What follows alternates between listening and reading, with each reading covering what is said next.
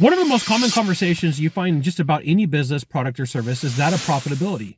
And sometimes the strategies that it takes in order for you to be profitable are the most ignored.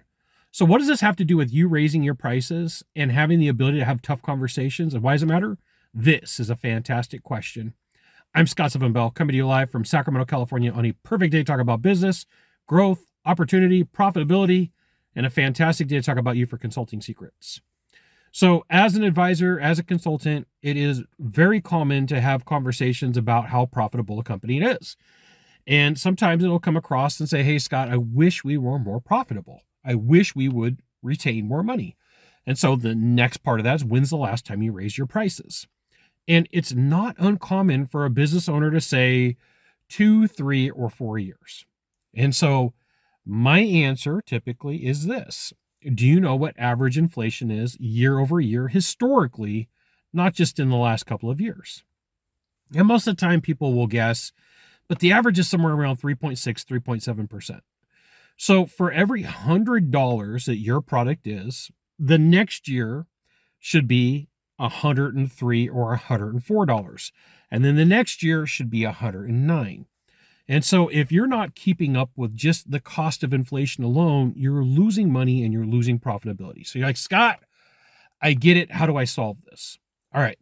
So in the very beginning of your sales process, in your terms and service, and in the conversations, you absolutely want to have something that says, hey, at the end of the year or at the beginning of the year, we're going to take a look at raising prices. And we have an annual increase of, could be cost of living index. It could be inflation rate. It could be a fixed percentage, or it could be a flat fee.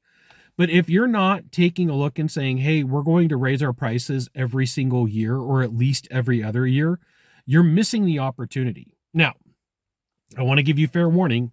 Sometimes the people who push against this the most are frontline employees. So had a consulting client, and one of the biggest problems when it came to raising prices was taking a couple of phone calls from people who are upset. So if you're going to use this process, you have your starting line conversation over here at the very beginning that says we're going to raise our pricing. And then what you do in conjunction, at the same time, in conjunction, you're going to script out in advance the conversation of why you're raising your prices. You're going to script out the opportunities. You're going to map these things out, because it's not a matter of if, it's a matter of when you're going to get these phone calls. And it's your role and responsibility to be prepared. So what you do is you script everything out, and then you give bands of decision. You allow for people to say, hey, we can give you these things because you've been a client for this long, or we will retain your price, your old price, for an extra couple of months as a way of saying thank you, but moving forward, we're going to have to raise your price or raise your rates. But be aware that sometimes the thing that holds you back from making this decision is a handful of clients that are going to be upset until you have a conversation with them. But if you're not maintaining at least the rate of inflation, you're absolutely positively losing money inside of your business, inside of your organization, or inside of your practice. And these are things that you can take account for today. And so if you're like, hey, Scott, when's a good time to raise prices? October, September are really good months to raise prices. Beginning of the year, beginning of the quarter. Like, if you look hard enough, you're going to find a time in your business where there's a dip or where there's a climb. You could always do it at the beginning of a climb. You could do it at the beginning of a month, the beginning of a quarter, the end of the year. I would just say, no matter what you do, you're going to get pushback. No matter what you do, there's going to be a small percentage of people that you lose, but the difference in what you lose should absolutely be covered by the cost of the price increase. And it should take a little bit of time for you to figure this out.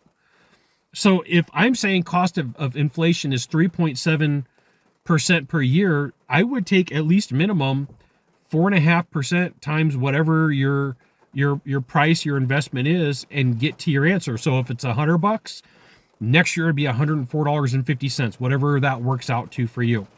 But it's absolutely something that you should consider to become more profitable easier. There you go. You got 1 of 3 things to do from here. Just 1 of 3. Find the subscribe button, click on it. Every time I send out a video, you'll get an update. 2, hit follow. 3, share this video with a friend. We'll see you soon. Thanks for watching.